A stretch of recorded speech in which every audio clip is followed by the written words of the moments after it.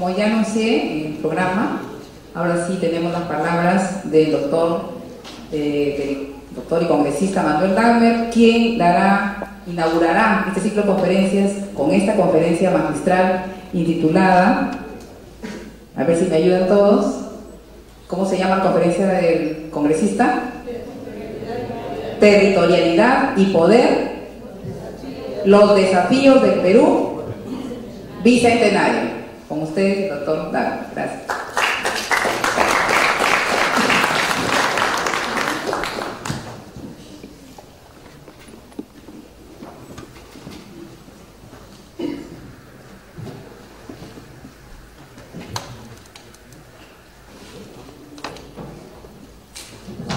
Yo agradezco esta invitación y este seminario organizado por el Colegio de Sociólogos, por formar parte, porque es la mejor manera de ir intercambiando ideas, reflexiones entre el conjunto de los que están estudiando, son docentes, o ni estudian ni son docentes, pero forman parte de la reflexión crítica sobre la sociedad. Una de las primeras cosas que me enseñó el profesor con el cual inicié sociología en San Marcos, César Germán, fue que las ciencias sociales, o que la sociología es una ciencia social, tiene dos componentes. Uno es una técnica para conocer la sociedad, es un instrumental de conocimiento para entender la sociedad. Pero si fuera solo eso, sería como un enfermero que ve cómo ocurre una enfermedad. Aplicable. La sociología, sobre todo, es una búsqueda de la emancipación del ser humano de todo tipo de opresión. Es un conocimiento para facilitar que se acabe todo tipo de opresión que limita las libertades y la vida humana. Son las dos cosas, la ciencia social y en particular la sociología. No solamente es una técnica para ver cómo se venden mejor algunos productos o cómo se colocan mejor los rangos de análisis de la sociedad, sino fundamentalmente es una vocación para cambiar aquello que es injusto, aquello que no permite que el ser humano sea libre, justo y feliz. Siempre he tenido esa idea de las ciencias sociales, por eso es que hasta ahora soy con ustedes estudiante, solo que estudiante de doctorado. Yo estaba por terminar el doctorado, tenía mi tesis, pero tenía que publicar un libro y publiqué este libro, o sea, mi tesis todavía va a esperar. Pero sigo siendo estudiante y soy docente permanente de la Universidad Nacional Mayor de San Marcos, de la cual soy orgulloso estudiante también. Y ahora vamos a tocar un tema, que es un tema complejo, porque tiene que ver con la sociología, pero también con las otras ciencias sociales. Ustedes ya estudiarán poco a poco, aquellos que están más avanzados ya lo habrán estudiado, que en el fondo ahora tenemos una visión interdisciplinaria de las ciencias sociales. La sociología, la antropología, la historia, son ciencias que se interrelacionan. Inclusive la geografía, para algunas corrientes, forma parte también de las ciencias sociales. Entonces hay una visión común del objeto de estudio. Eso que dice Bourdieu, ¿cuál es el objeto de estudio que construimos para poder conocer la sociedad? Ahí hay una interrelación desde el punto de vista de los diversos acercamientos. Bueno, mi propuesta parte de esa apreciación. Poder y territorialidad para ver el bicentenario solamente es posible si reflexionamos con una visión común del conjunto de las ciencias sociales, tomando ciertamente la sociología como uno de sus temas básicos. Voy a tocar tres puntos en general. El primero es la necesidad y los criterios para pensar de nuevo al Perú, después de lo que pensó y planteó José Carlos Benetti sobre el Perú integral. En segundo lugar, un intento de analizar qué está pasando en el Perú actual, un Perú entre dos repúblicas, el fin del ciclo neoliberal y las perspectivas abiertas para el país. Y el tercer punto es el desafío de la patria hermosa. Son tres temas que voy a tratar de manera sistemática para poder ver algunos temas fundamentales. Si alguno quiere profundizar más, puede mirar el libro. Ahí está, yo estoy haciendo casi un resumen de ello. Empecemos por la visión del Perú. ¿Qué es el Perú? Para entender qué es el Perú hay que tener un conjunto de conceptos. Primero nos vamos de frente a algunas visiones. Ustedes han oído hablar de las ruinas de Machu Picchu. ¿Han oído hablar de las ruinas de Cajatambo? Hay ahí una visión del Perú, sí, de que esas piedras son ruinas, no son patrimonio, no tienen un sentido cultural, no han sido construidas por una civilización. Son ruinas, son piedras que quedaron. Porque una visión que hay del Perú, que fue la que predominó al comienzo de la independencia en un sector social y se intentó hacer hegemónico a partir del siglo XIX, y todavía ahora algunos la insisten, es que el Perú está formado por dos componentes: los incas, que nos dejaron las piedras, los monumentos, las ruinas, y Europa, España, que nos trajo la cultura, la lengua, la civilización. El Perú es eso, es esa mixtura, es esa mezcla. Esa visión es una visión absolutamente equivocada, como lo veremos a continuación. Eso es lo que hay que repensar del Perú. Otra visión que hay del Perú es que el Perú es de alguna manera la formación de un grupo ilustre que tomó el poder, que consiguió su desarrollo económico en parte y que ha logrado hacer una fusión de razas. El Perú es un país esencialmente fusionado por una raza mestiza dominante, y analiza el Perú desde el punto de vista del criterio de las razas, entendiendo que los procesos culturales están marcados por el color de la piel. Entonces hay en el Perú diversas categorías de razas. Como en la época de la colonia, la clasificación social era por el color de la piel, o sea, una clasificación de tipo racista, todavía hay en el Perú algunos que piensan que hay que entender la sociedad desde el punto de vista de las razas. Entonces hacen un análisis de su desarrollo, de su composición, desde el punto de vista de las razas. Y hay otro que ven el Perú desde el punto de vista del extranjero. O sea, el Perú es lo subsidiario de lo que hay afuera, a lo que puede ser y lo que va a ser el Perú, y lo que está haciendo en parte es un reflejo de lo que está ocurriendo en otras partes. A eso vamos a llegar en algún momento, o somos parte de eso ahora. Esas tres teorías han sido muy discutidas en las ciencias sociales, y hay otra visión del Perú. Yo voy a tocar tres: la visión del Perú de Tupac Amaru, la visión del Perú de Sánchez Carreño. Estamos en el auditorio de Sánchez Carreño. ¿Ustedes saben quién es Sánchez Carreño? ¿Se enseña en el Perú quién es Faustino José Sánchez Carreño? ¿Tienen alguna idea? No es un jugador de fútbol. ¿Tienen alguna idea de quién es? No participa en combate. Es un prócer fundamental del Perú. Estoy seguro que muchos de ustedes lo conocen. Vamos a tocar su visión. La tercera, José Carlos Mariátegui, que ciertamente no es, como algunos piensan, es un señor que escribe en algunos periódicos, sino es José Carlos Mariátegui, el amauta que desarrolló las ideas fundamentales del Perú. Pero para entenderlo vamos a discutir de entrada algunos conceptos. Primero, hay que ir más allá de la colonialidad. Hay que tener un pensamiento crítico que nos permita superar la repetición de lo que fue el desarrollo europeo, y decir que en el Perú estamos en una etapa de ese desarrollo. Algunos dicen que Europa pasó por una etapa feudal, luego una etapa capitalista industrial, luego una etapa capitalista global.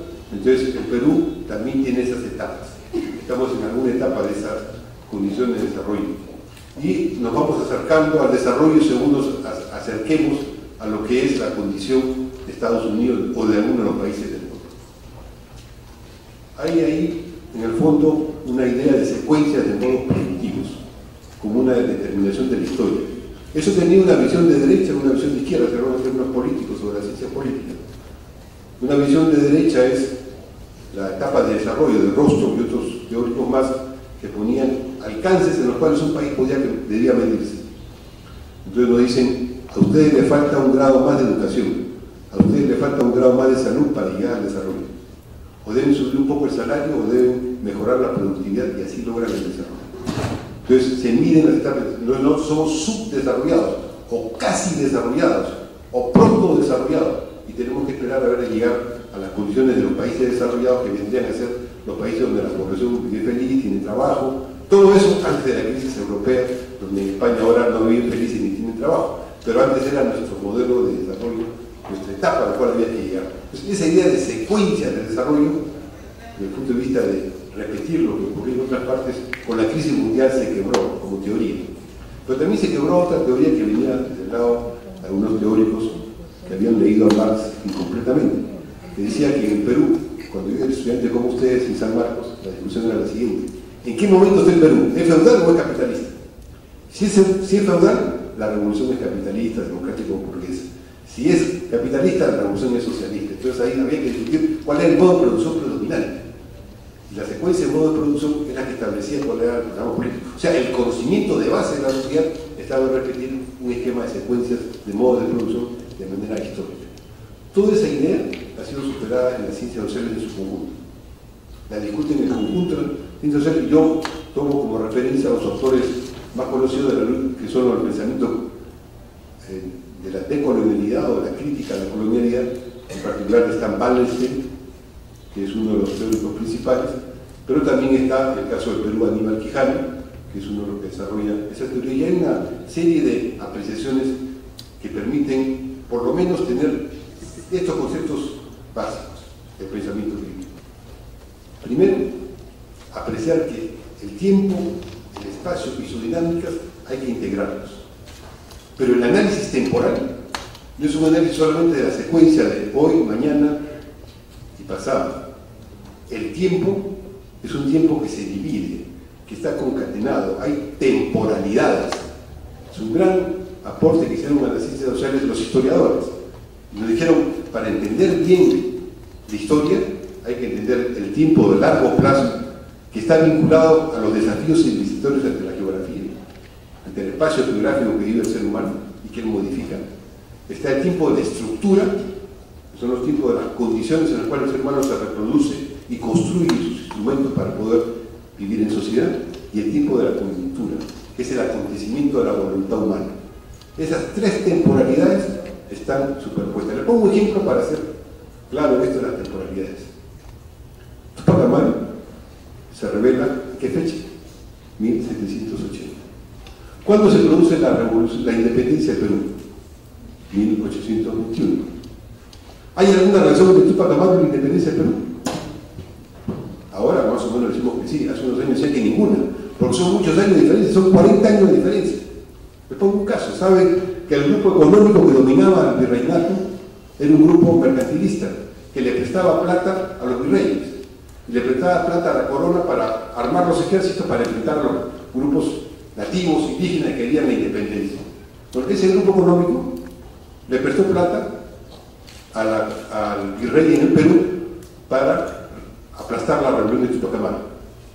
Y el virrey era tan tacaño que no le pagó. Y cuando en 1821 viene la independencia, ese grupo mismo económico, ese mismo grupo económico participa en la independencia, pero se opone a Bolívar y se opone a Sánchez Carrión. Ese grupo económico que decía que no tenía nada que ver con Tupac Amaru, pero tenía un problema, que es el tema de la temporalidad. Tupac Amaru había producido una revolución que generó el pánico en un sector que se sentía que iba a ser desplazado definitivamente del poder. Ese grupo económico no aceptaba que hubiera una población indígena que formara parte de un cuerpo de nación, que era la propuesta de Tupac Amaru. Entonces, para analizar la independencia en 1821 sin tomar en cuenta lo que ocurría con Tupac Amaru, es un análisis totalmente cerrado de la independencia. Hay que mirar el conjunto de la historia. Yo les digo, podemos mirar la historia actual si no tomamos en cuenta lo que pasó en ese periodo. No estamos en América Latina en una segunda independencia continental. Si no tomamos en cuenta lo que pasó en la primera independencia y los sucesos en América Latina, ¿podemos entender lo que pasa ahora? Muy difícil. Entonces, un análisis metodológico requiere tomar en cuenta las temporalidades. Vivimos simultáneamente, se cruzan las tres temporalidades y hay que poder descubrirlas, analizarlas y entenderlas. Pero también el espacio se modifica. El espacio no es solamente lo que tenemos físicamente ahora. Ciertamente ahora es más fácil explicarlo, porque con las condiciones actuales del mundo cibernético, con el desarrollo de las sociedades de información, ya no sabemos por dónde circula la información. Ustedes tienen un celular y por dónde entra la llamada del celular, por la puerta, rompiendo la ventana, atraviesa el espacio. Ya cambió la percepción que hay del espacio, ya cambió la vivencia que hay del espacio y por tanto la apreciación de lo que significa el espacio como tal. El espacio no es solamente la naturaleza fija establecida, el espacio es una construcción de la propia naturaleza y del ser humano, vinculado uno con otro. Y el ser humano, como ser de naturaleza, va modificando el espacio, va alterando el espacio, para bien o para mal, pero lo va haciendo, va construyendo capacidades en ese espacio y se va vinculando en nuevas condiciones con la naturaleza. Esa sinergia que hay entre el ser humano como especie de naturaleza y el conjunto de la naturaleza es uno de los elementos claves para hablar de un mosaico de diversas superposiciones espaciales. Entonces, lo local y lo global antes eran condiciones diferentes. ¿Qué cosa es lo local? El municipio. Analicemos el municipio. ¿Podemos analizar el municipio de Lima sin ver lo global? Esto es, el flujo de mercancías que hay en el Pacífico, el flujo de turistas que vienen, las condiciones de producción que van a modificar todas las condiciones de relaciones con otras ciudades, la vinculación con las ciudades globales, que son ahora las que organizan las vinculaciones entre diversas ciudades. Lima no depende solamente de las otras ciudades del Perú, depende de las otras ciudades globales. Esos son los flujos que marcan el espacio. Entonces, una primera apreciación básica es estudiemos, reflexionemos una visión metodológica que nos permita unir tiempo y espacio con sus dinámicas adecuadas. Desde ese punto de vista, muy rápidamente veamos las visiones del Perú en la época de Tupac Amaru, o que aportó Tupac Amaru, de Sánchez Carrión y de Mariano, para entrar a los problemas actuales de perspectiva del bicentenario. Tupac Amaru planteó crear, y lo dice expresamente, el cuerpo de la nación, unir el cuerpo de la nación. ¿Qué había en la época de Tupac Amaru? En la época de Tupac Amaru había el gran imperio español que quería ser el imperio del mundo. España era el primer imperio mundo con toda fuerza, que conocían donde dominaba España nunca se ponía el sol. Querían ser el imperio del Dios en la tierra. Esa era la idea de España. Y ese imperio del Dios en la tierra, de los españoles, de pronto se vio aquí en el Perú volteado por los incas. Porque una persona que decía que era heredero de los incas y que era continuador de los incas dice hay que unir al cuerpo de la nación. ¿Y qué cosa es el cuerpo de la nación para Tupac Amaru? Son, primero, acabar con la esclavitud, porque la dominación española suponía que el mundo se estaba uniendo, se había pasado del Mediterráneo a controlar el conjunto de Europa, y de Europa, o la mayoría de Europa había conquistado América. Y en América se producían los metales. ¿De dónde salían los metales? De Potosí.